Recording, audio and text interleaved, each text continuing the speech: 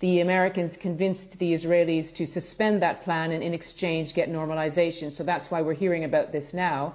They have talked about meeting in the coming weeks to look at agreements on all sorts of things, from establishing links in telecommunications, in flights, in shipping, in connections in security, visas for tourists and business people, and so on.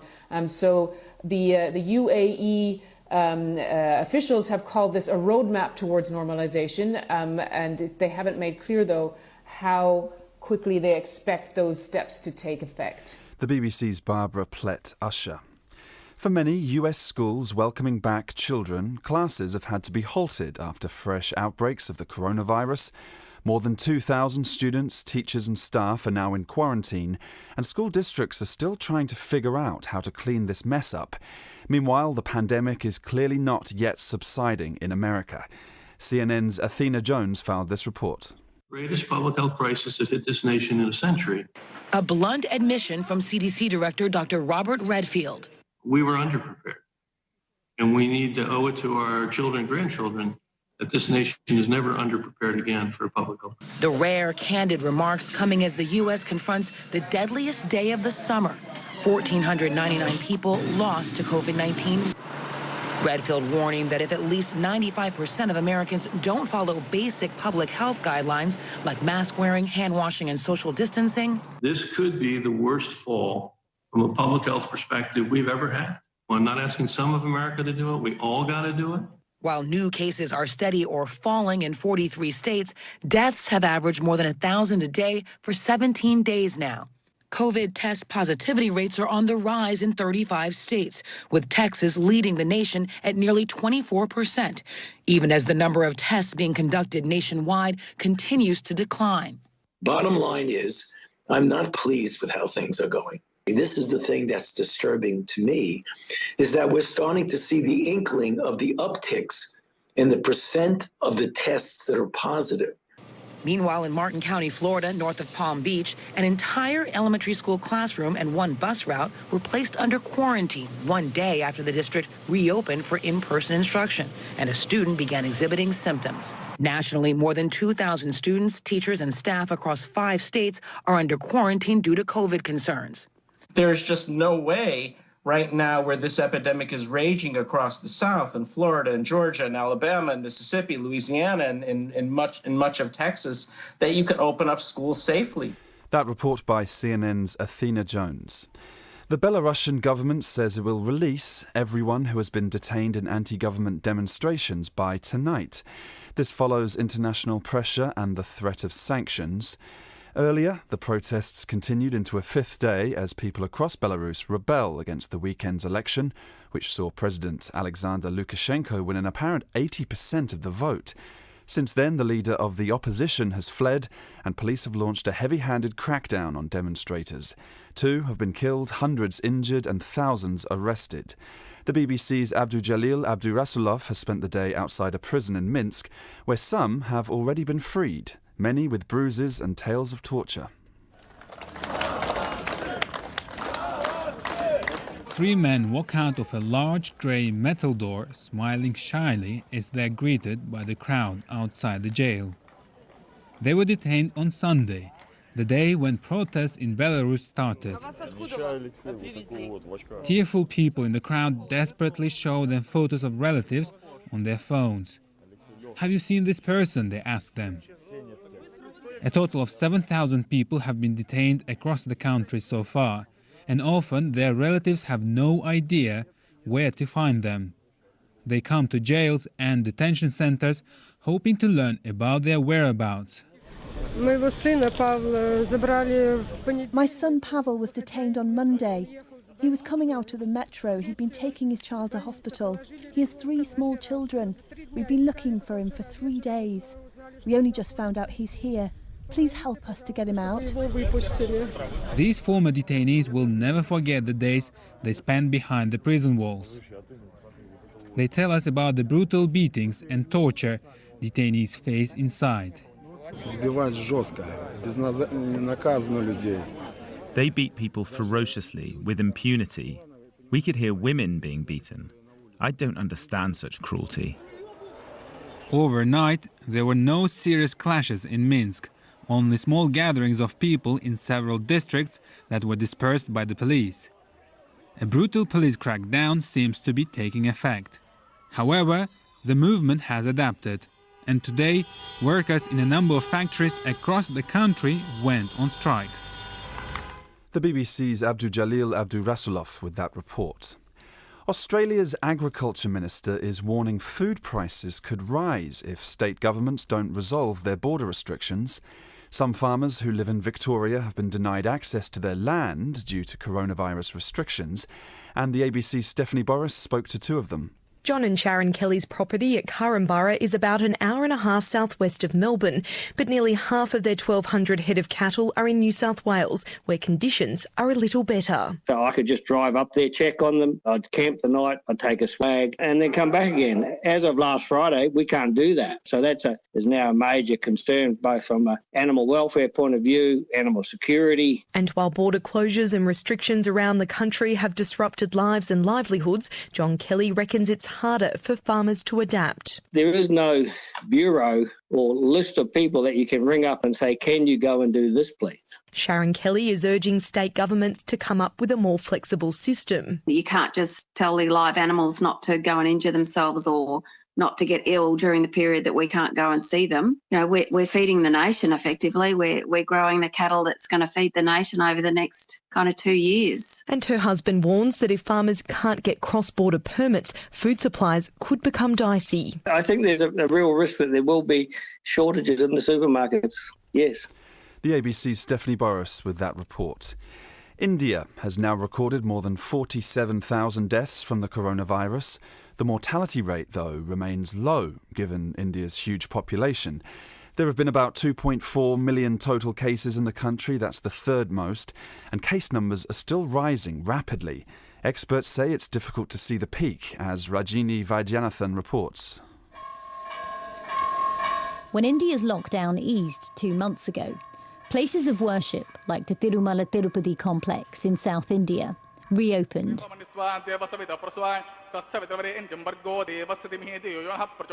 Thousands of worshippers have returned to the towering temple to receive blessings from the Hindu god Lord Venkateshwara, who's believed to keep away trouble. Before they say their socially distanced prayers, they have to pass a thermal scanner. All staff must wear masks and gloves. But even with safety measures, more than 740 workers have tested positive with coronavirus. 3 have died, including a priest.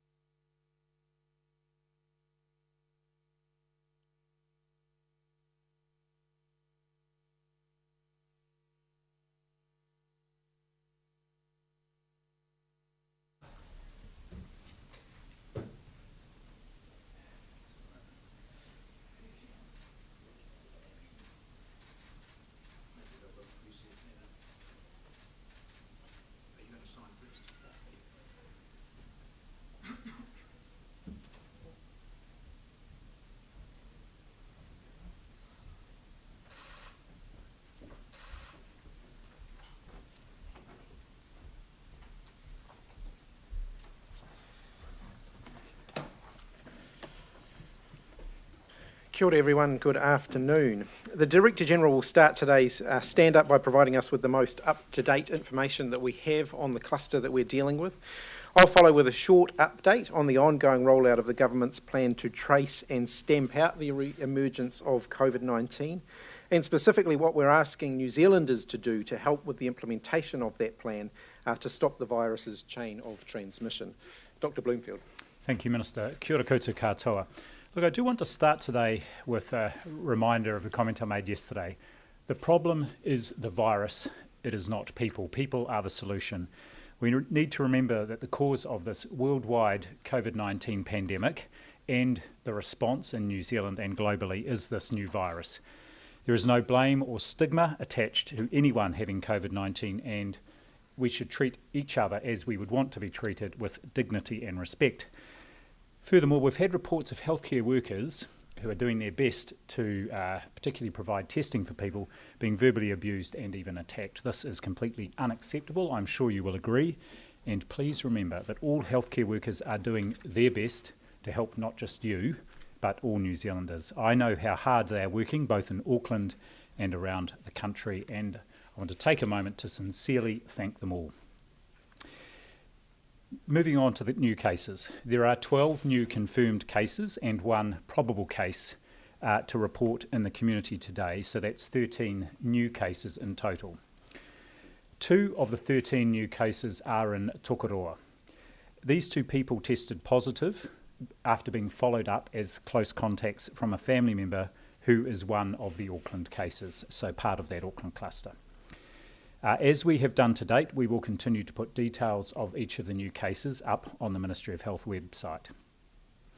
All of the 13 new cases, bar 1, have already been linked to existing cases and to that cluster. For the 13th case, and that person is currently in hospital, the link is still under investigation. It is the most recent case we have been informed of, and work is underway on that one.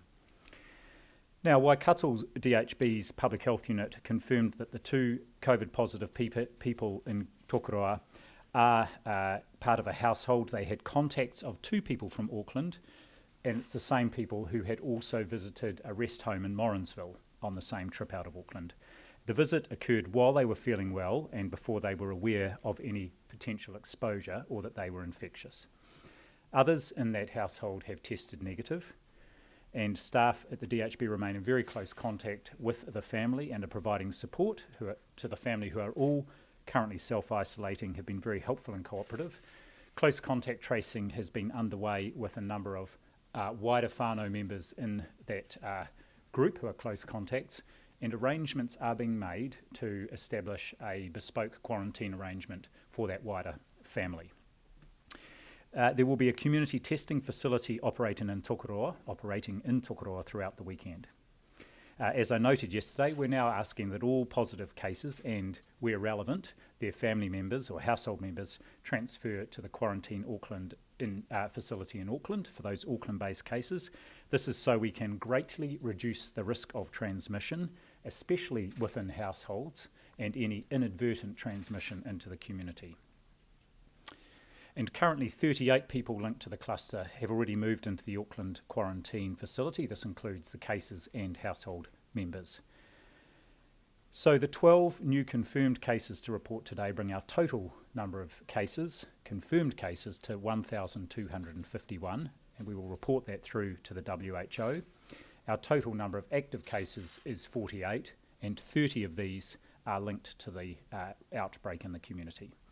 As I noted earlier, we have just the 1 person who is in Auckland Hospital.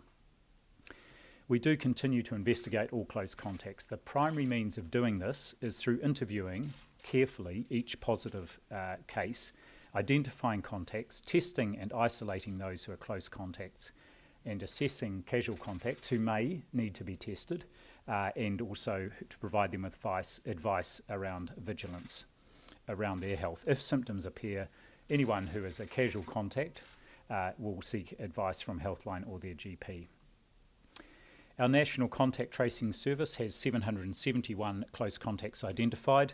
As at 10 a.m. this morning, 514 had been contacted. And again, ask anyone who is called by the contact tracers to please take and or return the call. And so far, we are tracing 83% of our close contacts within that desired 48-hour period. Now, in addition to Mount Albert Grammar School and Pakuranga College, 2 other schools and a preschool are fully closed after confirmed cases have been linked to each of them. This has been in the media since this morning because immediate action was taken with those educational facilities last night.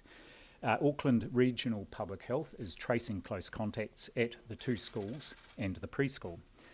While they do this, pupils and their families have been asked to be vigilant for symptoms after 1 student in each of the 2 schools tested positive.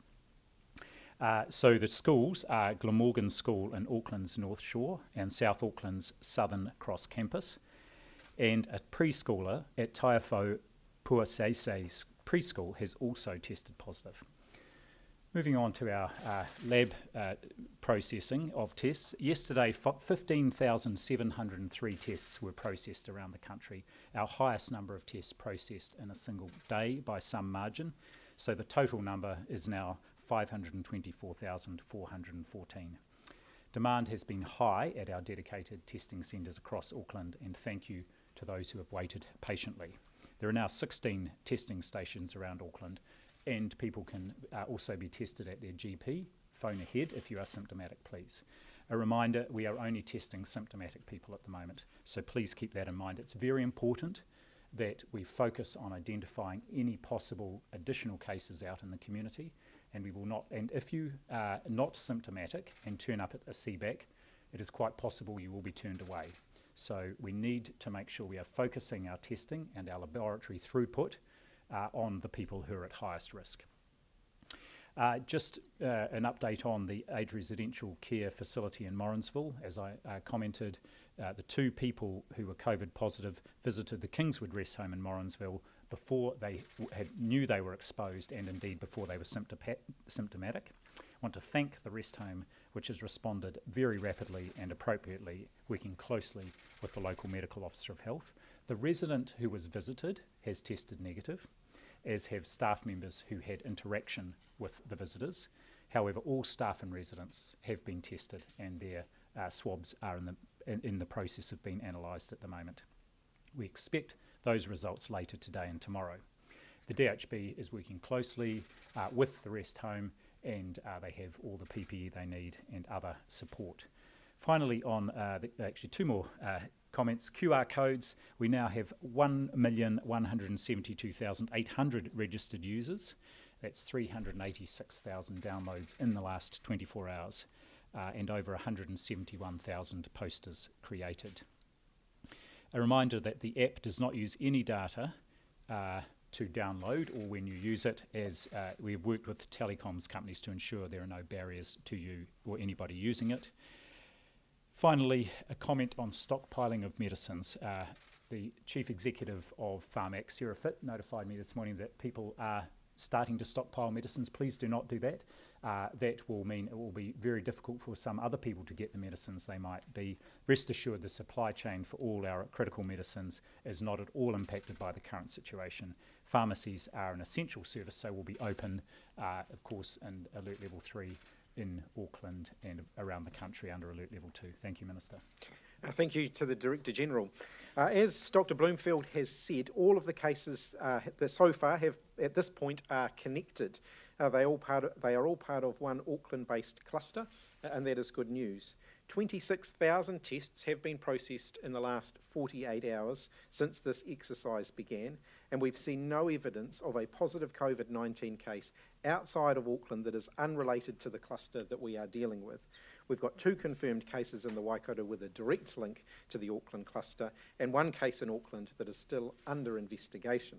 But we, of course, are not out of the woods yet. Continuing our plan to rapidly contact, trace and test over the next couple of days remains our #1 priority. And that priority remains in Auckland, where the bulk of the cases are. That's where we're focusing the lion's share of our efforts. For the rest of New Zealand, our message remains for people to be vigilant, to wash your hands, to stay home if you're feeling unwell, and to call Healthline or your GP if you have any doubts. As the Director-General has outlined, the number of tests undertaken over the last 2 days has accelerated rapidly. Our key message for the people of Auckland right now is that we need these tests to be available to people that the Ministry of Health has identified as being the priority. These are people who have had anything to do with any of these locations over the past week. The Ports of Auckland, Americold and Finance Now. If you've been to any of the locations in Rotorua and Taupo listed yesterday and you're showing symptoms, then you should also seek a test. If you are well and you're seeking a test, you could be preventing someone that we need to be tested getting that test. We do completely understand that people are anxious, but we've got a plea for Aucklanders in the next couple of days. If you are well, if you are not a border worker or you're not employed at an MIQ facility, if you are not an identified close contact or have come into direct contact with a known positive case, and if you're not showing any symptoms, please do not come to the CBACs, the community-based assessment centres, because it's slowing down these priority groups getting the testing we need. So I repeat, unless you're in one of those priority groups or you're showing symptoms consistent with COVID-19, please do not come to the Auckland testing stations over the next couple of days. This will allow us to prioritise testing for people in those groups who we need to get a test and who we need to rule them out as potential cases because of their links. With regard to testing at the borders, over the last 2 days, that testing has ramped up at the borders, and as I've said, we have made this testing compulsory. At this point, we expect to have the majority of people-facing border workers tested by the end of today. Our priority for the testing of border workers are those working on the front lines and who are therefore more at risk of exposure to COVID-19. That at-risk category is a much smaller number than the overall number of people who are working at the border, some of whom will be at very little, if any, risk of exposure. There are over 280 staff who work on the front line of the border at the Auckland International Airport. Over the last 24 hours, on-site testing has ensured that most of these staff have been tested, and the few remaining to be tested will be done so over today and tomorrow. For instance, by last night, 100 of the 141 customs staff had been tested, and the remainder were being tested today. Around 50 Ministry of Primary Industries staff work at the Auckland airport border. 75% had been tested as of last night, and the rest will be tested over the coming day or two. All Immigration New Zealand staff working at Auckland International Airport have been tested who worked there during the past 72 hours have now been tested on site. The staff that work in night shifts have been tested using CBACs or their local GP. Immigration New Zealand staff not working since Tuesday have undertaken voluntary routine testing prior to the return to level 2 and level 3, and they'll all be tested again when they return to work. Border agency staff who weren't working are being called in for a test or being instructed to go to their GP to get a test. On-site testing at the Ports of Auckland, the Ports of Auckland tested 500 people yesterday, and that testing continues today. Most customs and MPI frontline staff were tested yesterday or today. 2,459 people who work in managed isolation or quarantine facilities. Of those, 1,435 have been tested in the last 48 hours. Finally, just a brief word on face masks. We have had some concern about access to face masks. I can confirm now that 1.6 million face coverings were sent out at 4:30 a.m. this morning to 125 social sector groups in Auckland, including food banks, churches, iwi, aged care organisations, city missions, and other informal networks who are best situated to distribute those masks or those face coverings to those who are in need. And there's a further 1.4 million that will also be distributed using those routes. We're happy to take Given these two cases in Tōpūroa now, is a regional shift to level 3 in Waikato inevitable, and also possibly the Bay of Plenty? And if that's the case, why not do that now rather than wait until 5:30 tonight? No, because the advice that we've got at the moment is that the risk there remains low, because both of the cases concerned can be clearly linked They're recently acquired, clearly linked to that Auckland-based cluster. We got in and we got them early, but the Director General, of course, is the one providing that advice, so I'll ask him if he wants to add to that. Yes, just to pick up on what you've said there, Minister. So those cases are clearly linked to the Auckland setting. This is where this outbreak is located. That's the origin of it.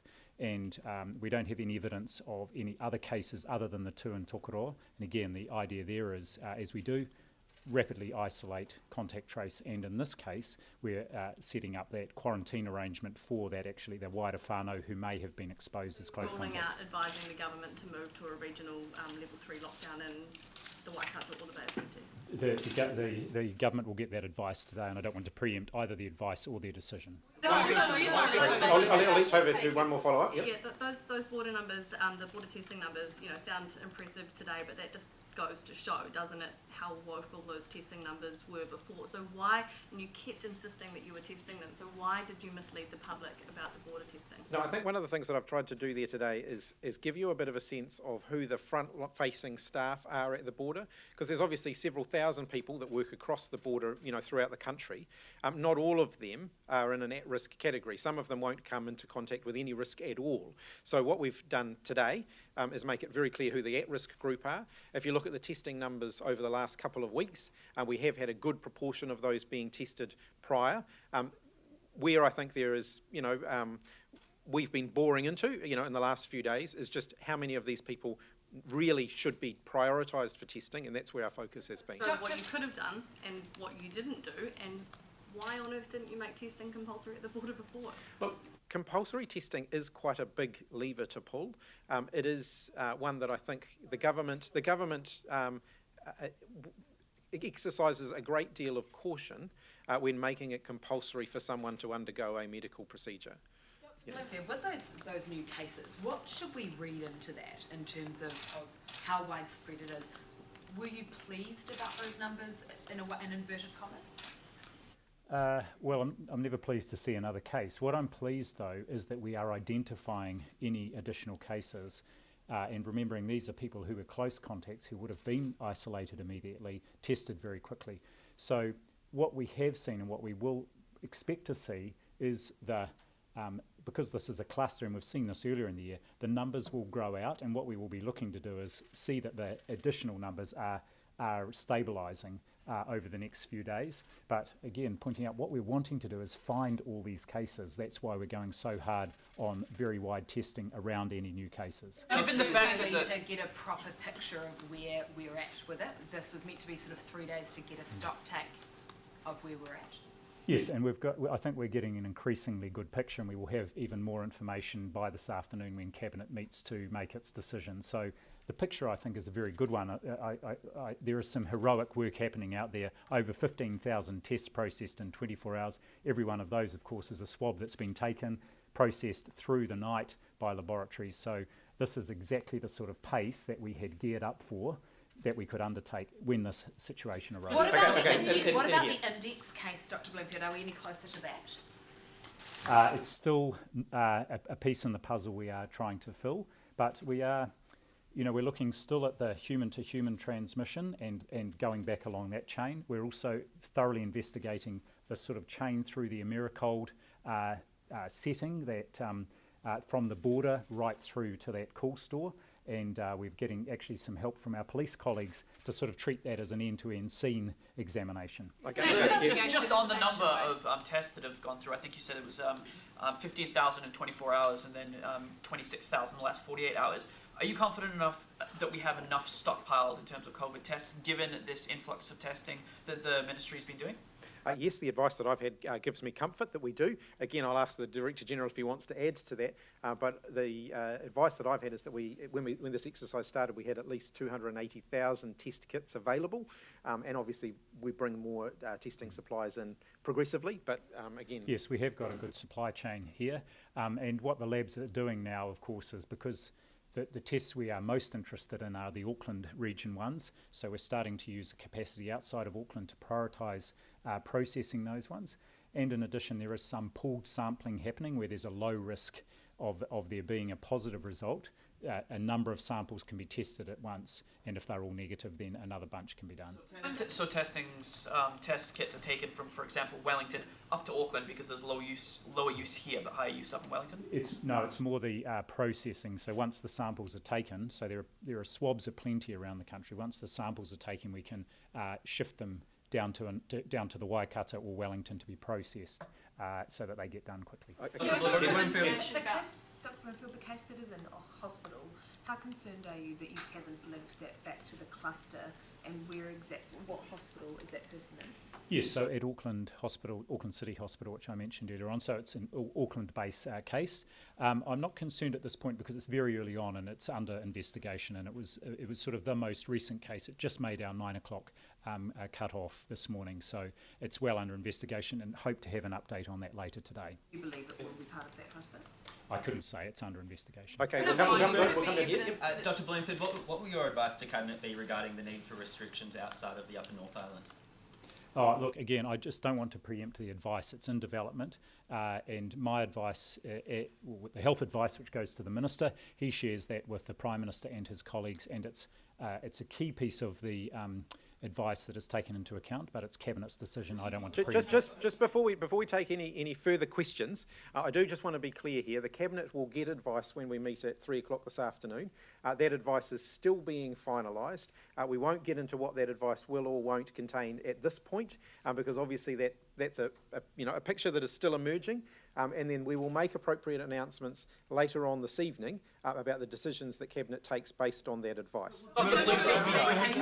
Here we go. Have unions pushed back at all on testing at the border with regard to the people they represent who staff the border? No, the conversations we've had with the unions have been incredibly constructive. They are keen to see their staff being tested, or their members being tested, and the feedback we've had from the unions is that the members themselves are keen to be tested. At no point in managing the border have unions at all suggested that their staff do not want to be tested? No concerns have been raised with me by the unions, and no concerns from the unions have been relayed to me by others who they may have raised them with. To clarify two things. One is that the workers at the border and MIQ facilities haven't been regularly tested up until this round where they all have to be tested, firstly. And secondly, can you clarify whether there is any positive test in Wellington? We've been told that someone connected to the Weta workplace has tested positive. So in regard to the last question, I can say that that's certainly not come through. As I mentioned before, all of the positive test results that we've had are the ones that we have just gone through, and that's the most up-to-date information that we have on that. There were rumours circulating around Wellington yesterday about positive tests. I spent a bit of time chasing those down and can confirm that they were incorrect. This is one of the challenges that we have across the country at the moment. People are at a heightened level of anxiety. That's understandable. There is one source of truth, though, when it comes to these things, and that's the announcements we make here. And one of the reasons that we are not drip-feeding information out, we are doing it in a consolidated and coordinated way, is because we don't want to spend our time, chasing down and reconciling information. We'll do that properly, and then when we make the announcements, we'll make sure that the information is all verifiable and fact-based. The first question was whether the MIQ and border workers have been I'll ask Dr. Bloomfield to address that. Yes, so we discussed this yesterday. So that program of regular testing was getting underway, the focus being on the higher priority setting, which was our quarantine facilities. And I mean, the issue's been raised about voluntary or compulsory testing. The reason we're now issuing, or the Minister's actually issuing an order, is because we are in an outbreak situation, and therefore it's more appropriate to, and it backs up what was previously voluntary testing. And as the Minister's pointed out, under this situation, we're seeing good support and cooperation from those workforces. And with that order, is that for compulsory testing now for this cluster investigation, or is it for ongoing regular testing? The order, that is for those who are working at the border. And you made that order during, you could have avoided this outbreak? Is it just a one-off order though, or will it set precedent that they need to be regularly tested? Look, I mean, I'll release that order as soon as I've signed the final version of it, and so I haven't done that yet, but I will release it as soon as I have. Workers being tested despite the fact the order hasn't actually been signed. That's correct.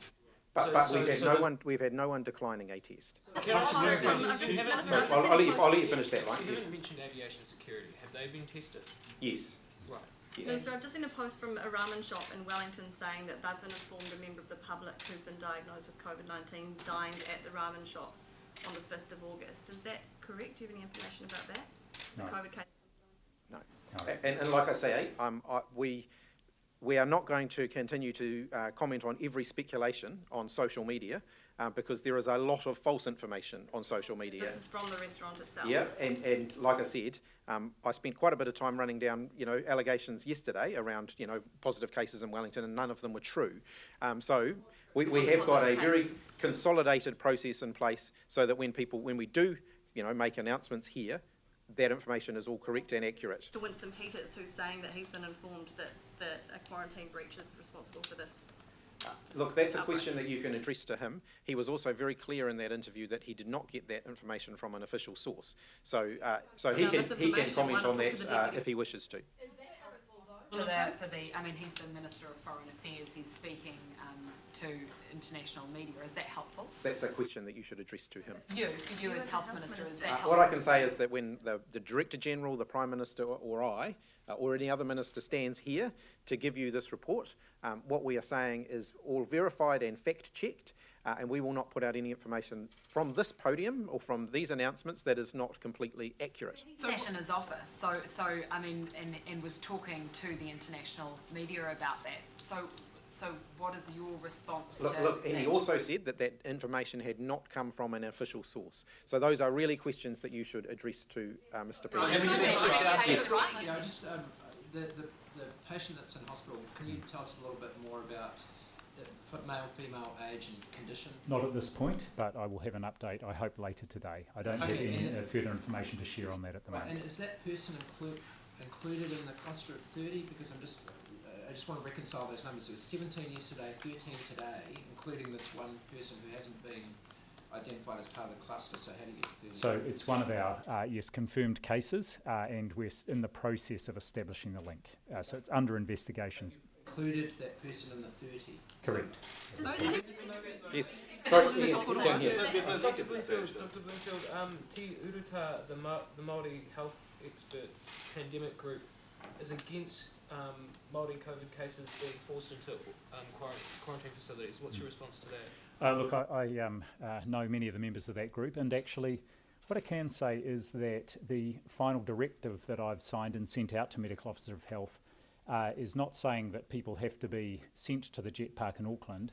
It is saying that they have to be in a suitable quarantine arrangement that the Medical Officer of Health is happy with. And I mentioned earlier on about the Tokoroa family, and we've been actually working with the DHB and the local iwi to establish an arrangement that is agreed with the family. And again, pointing out, the idea here is to protect that transmission of the virus within the household. That's where most of the infections happen, as well as any inadvertent transmission onto the family, and to provide that support. And the quarantine facilities are set up to do that. And that's the purpose of it. So I think it's a point well made, and there is absolutely flexibility for the Medical Officers of Health. All right, we'll come over here. Dr. Bloomfield, we've had reports of no checks in place at Auckland Domestic Airport, both flying in and out. Can you outline what sort of border security there is for people coming in and out of Auckland flying? That's not my area. What we do know, of course, is that people can only come into Auckland if it is their usual place of residence, and likewise people can only leave Auckland if they're going to their usual home. And my understanding is the airlines have been doing a good job in checking that thoroughly. And are you satisfied with the amount of resourcing at Auckland testing stations? We've had reports of only a couple of nurses being at testing stations and thus the long queues. Are you satisfied with the resourcing there? Look, I know the DHB's put additional testing units in there over the last few days, and I am satisfied with that. And the key point here is there are two parts to this. One is having the testers there, but also making sure we are getting all those different workforces, including those not rostered on or working night shifts, through and arranging that. And so we're working really closely with the border agencies. Okay. Sorry, I'll yield to Amelia. Can I ask about the church service in Mangere East on Sunday with the 300 people who are being urged to be tested? So what's the situation with that? Yes, those people have been followed up as part of the contact tracing, and as has been reported in the media, they have been asked to go and be tested as part of the precautions around that. Are you worried that will be a super spreader event, or could be? Well, it's hard to know until we've done the testing and got the results. The important thing there is people are being, and I just want to thank Auckland, they've been very good at being available, being contactable. We're having really high rates of being able to contact people quickly and asking them, and they are self-isolating and being tested on request. So what will be helpful, and we've seen that already, is those people going and be tested. Last yesterday there was no evidence of a super spreader event. Because there is no evidence yet. The super spreader doesn't apply to the event, it applies to the person. So there are some people who seem to shed an enormous amount of virus.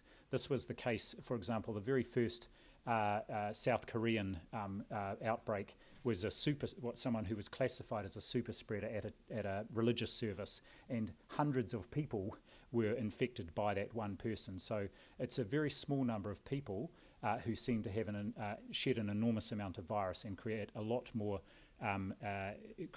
infection of other people than normally happens. Remembering the sort of R factor of this virus is usually somewhere between 3 and 5 people infected by one person. There are some who seem to infect dozens or even hundreds of people. You did say yesterday that the family didn't attend church on the weekend, didn't you? This is a different family. Yes. Does testing at the ports of Auckland indicate that that is now a point of suspicion for virus entry? No, we made it very clear, and I think we set this out right at the beginning of this exercise, that because we do not know the point of origin of how the first family or the first identified case contracted COVID-19, we are being absolutely scrupulous and checking all of the areas where it could have come in. And so we're being very vigilant at the ports and at the border with our testing, because again, it's part of our elimination process. Why were you not doing that testing of the ports if it's a risk? Well, look, I think we've already gone through that. There was testing taking place in those areas. We've now made that mandatory, and it's covering everybody. Were the ports a little bit of a blind spot before, would you say? Look, we have been working on that. I mean, there are a whole lot of quite complex issues to work through with the port. There are a lot of people that move around the port on a daily basis. And again, there'll be those who are more at risk than others. There have also been issues to work through around, the crew who are loading and unloading but aren't actually coming into New Zealand, which is obviously an area where there is risk. So we've been working through all of those things very carefully. And testing is part of the answer there, but it's not the only thing. The best thing that we can do, of course, is to stop any transmission, the risk of any transmission of the virus in the first place, which is what we've been very much focused on at the ports. I'll finish that, then I'll come back to Jess. You mentioned the number of people facing or at risk at the border. What's the total number that you're looking at? Look, like I said, I've got that information for the airport. We're still working through getting that information for the port because, like I said, there's a lot of people that will cross through the port in any given day. So I'm just going back to my notes where I found the ones for the airport. They are 280 staff who are working at the front line who are deemed to be more at risk. So these are people who are likely to come into contact with people who are coming off planes. I mean, Dr. Bloomfield, you talked a bit about the port yesterday. Is that because of the food being moved to the cold store? Is that becoming a place of suspicion at this point? Well, I think there are two aspects to this. One, the Minister's talked about our focus on the ports, and remember we've had in place for more than a month a maritime border order that has actually prevented people from coming off ships. So that's been the most important thing, with physical distancing of crew who need to come off to unload, physical distancing from any port side worker. So that's been the mainstay, and that's been in place for well over a month. We have been rolling out testing at the 17 ports around the country, and Auckland was one of those. And the testing over this next few days is because Auckland is clearly where this outbreak is. So we want to test border staff at both the maritime and air border, but also, yes, as part of our investigation, just to follow that chain of the Americold goods that might have come in through the port and being transported to that Mount Wellington depot. So that's a further sort of scene and end-to-end scene investigation. We'll come back to Any this. increase in- Is that related, Thomas? Well, just have you noticed any increase in testing times in the latest surge of testing? Testing times, sorry, processing times for return? Yes, definitely. I mean, the labs are processing huge numbers, record numbers. There are still many thousands of swabs that are in the process, and they are working. Many of them are working 24/7. And it's important that we are able to process those that are the highest priority, which at the moment, of course, are the Auckland-based ones, and those of people who are close contacts, and those do go to the front of the queue. Just a question on the sequencing. So it shows, the Auckland cluster shows that it's strands similar to the UK from March. Does that mean that it's been here in New Zealand undetected since then? It's similar to a UK strain that has been in the country since March, but it will also potentially have been coming in with some of our positives who have been detected at our managed isolation facilities. So it doesn't mean it's only, we haven't had any since March. So we are going back and looking at the samples of all those in managed isolation or quarantine in the period since. I think there is, we have rehearsed this, I think there's very good evidence to suggest that it hasn't been lurking in the community. And I think the nature of this outbreak shows how actually once you identify that first case, you find quite a lot quite quickly. And we just wouldn't have not found cases over the last 3 months if it had been still lurking away in the community, especially because we were going into winter. Does that suggest therefore that it is linked to a breach at isolation? We'll come back down here, then we'll come up to you. Yeah. Talk about the super spreader being a person, not an event, but there are clearly environments that are higher risk. That's why we have the ban, especially on indoor gatherings where people are tightly mixed together. So other than the church service in Mangere that's already been flagged, are there other events in those kinds of environments that you flagged in the history of those positive cases in the last 2 weeks? There is the church event that you just talked about with the 300 people. And of course there have been the schools that we've mentioned, all of those. So those are locations where potentially, because there are a lot of people and potentially a lot of close interaction with some, especially in early childhood education, but we've told you about all of those. At this stage there are no other large events like a super rugby game that have any connection to the outbreak. So we'll come up to Mikey. Sorry, you're right behind a very bright light, so I might have missed you earlier. Thank you, Minister. So just given the link then to the UK genome, and you're saying that it wouldn't have been here silently, it would have come in through the border, therefore the isolation facilities, does it therefore play into Winston Peters' belief that any breach must have been at a facility then? Well, we simply don't know, and that's why we're doing the genome testing. And if we can get him at the moment, as I said, I think a couple of days ago, now with that initial genome testing, we didn't find a match between the genome of these current cases and the current outbreak with any of the samples that had been analysed from people who were positive cases in our managed isolation facilities. So saying not all of those samples had been able to be analysed, but they are continuing with other samples. Yeah. Minister, Dr. Ashley Bloomfield said at the beginning there have been members in the frontline staff that have been abused by people that were going to get the COVID test. What's your message to, first of all, is that acceptable, and what's your message to people that have been engaging in this sort of behaviour? And any more details as well? Yeah, so I'll ask Dr. Bloomfield to give any further details on that he wants to. But my message to all New Zealanders is this is an incredibly difficult situation for all of those working on the front lines, wherever they're working on the front lines, whether it's the police working at the roadblocks, whether it's our staff working at the airports, including at the domestic airports where they're under a lot of pressure as well, whether it's people working in medical facilities, hospitals, those who are on the phones, those who are doing the testing. Please be patient. Please be kind. These people are working exceptionally hard to provide New Zealanders with the care and support that they deserve. There are no grounds under any circumstances to be abusing those people. Can I ask about the cases in Tokoroa?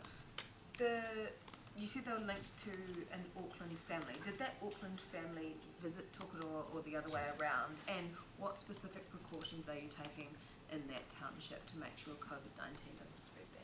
Yes, so two of our cases that were confirmed yesterday they were probable cases already. One of them being an Americold worker had done the trip to Morrinsville, visited the aged residential care facility, and then to Tokoroa, and they had stayed the night there. So it's linked to a visit from 2 confirmed cases, or at least one of the confirmed cases in Auckland. And the measures that have been taken was that immediate, the public health unit did that immediate interview with the new cases to find out who close contacts were. It's a wider whānau, probably somewhere between 20 and 30 people, all self-isolated, all now tested, and also a quarantine arrangement being made available for them. On from Jason's question, sorry, Jenna. Are you able to give us any more details about those healthcare workers who were attacked? Where, and how many? And No, I don't, and I'm not sure it's helpful to do that. But what I can say, and this was something I used to find inexplicable when I was formerly a chief executive at a district health board, that unfortunately some people are verbally and physically they verbally and physically abuse or attack staff, and it's both inexplicable, but it's completely unacceptable. I recognise people's frustrations, anxiety and concerns, and I just encourage everybody to look after not only yourself and your whānau, but particularly our healthcare workers. I can tell you this, they are working flat out and many of them are very tired. Okay, we'll have the last couple of questions, but you will get another shot at this in a couple of hours. So Can you please give more details about the... yeah, here we go. We haven't had a question over here, so... So with the genome sequencing, have you found any link, or are you looking at a link at possible other ways of the virus passing on, for example, cold storage or freight, and what's the progress with that? So there is a Ministry of Primary Industries team on site today at the cold store doing testing to identify whether we can learn anything from that. And obviously, as soon as we get the results of that, we'll be in a position to add that to the pool of knowledge and to let you all know that. But again, I'll ask the Director General if he wants to add to that.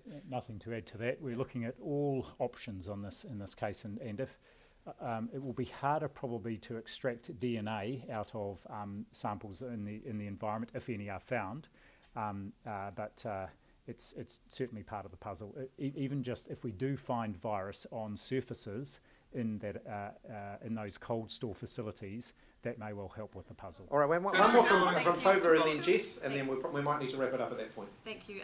My colleague's done the maths on your border testing numbers, and based on that and the wrapped up testing, 41% of isolation hotel staff still haven't been tested as of today. Are you totally happy with the rate of testing at the border, or could it have been done better? No, the testing rates in the last sort of 48 hours or so are around 58.3% of those working in MIQ have been tested. So that's 1,435 out of 2,459. There'll be and obviously there will have been more done since then. That's just in the last 48 hours. So some of those will be repeat tests. Some of those people will have been tested previously as well. Are you completely happy with the number of tests done at the border, or could it have been done better? Look, I would have liked to have seen more tests earlier. Yes, it would be fair to say that. Could I ask about Pakuranga College? When were they advised about this, and can you give us some more details about that? Sorry, I haven't got the school-by-school breakdown of when each school was notified. We're happy to release that information, though, so we can get that What page this is the first they're hearing about it? Yeah, they said they didn't know. No, they should have been notified, so I'll double check that. The Ministry of Education and the Ministry of Health are working very, very closely together in Auckland. I know that the regional director for the Ministry of Education is actually in the control nerve centre, if you like, in Auckland, so that as these things come to light, the Ministry of Education can do their bit in liaison with schools. But I'm certainly happy to get that information of when each school was first informed and how they were informed. Definitely that they didn't know. Well, look, I'd need to just go back and check that. I don't have that information right in front of me. Pakuranga College? Sorry, I'll let the Director General answer that. That's what I have in my notes, but we'll go back and check. I can remember from at least a day ago seeing Pakuranga College appear, and so I'm just going by the notes. But we'll Knew a day ago, and they're only finding out about it now. Just to reiterate the point I made yesterday, that we update it 1 o'clock every day, but as soon as we find something out, we act immediately, and that is why sometimes, especially with schools, we will find out what action has been taken well before our 1 o'clock, and the community will be notified much more quickly, immediately. Yeah, look, like I said, I'm very happy to get you the list of all of the cases that relate to schools, when the schools were notified, by whom, and when that happened. I think we trust you when you say you're acting before you tell us about it, but if Pakuranga College is only finding out about it now and you knew Yeah, look, yesterday that like I suggested said, no action. I haven't had a chance to look into that, so give us a chance to look into that, and I will definitely come back to you on that one. If Very, somebody's- very last question. If somebody's been physically attacked, a healthcare worker, is somebody going to be facing charges for that? I couldn't say. And just following up on what I asked earlier about this person in the hospital, why are they being included in the cluster if there's no known connection with that cluster? So they're included in our confirmed cases, and at this stage we're in the process of establishing the connection, and I'll update later on. If we haven't been able to establish that connection and it's under investigation, I will let you know that as well. Okay, thanks everybody.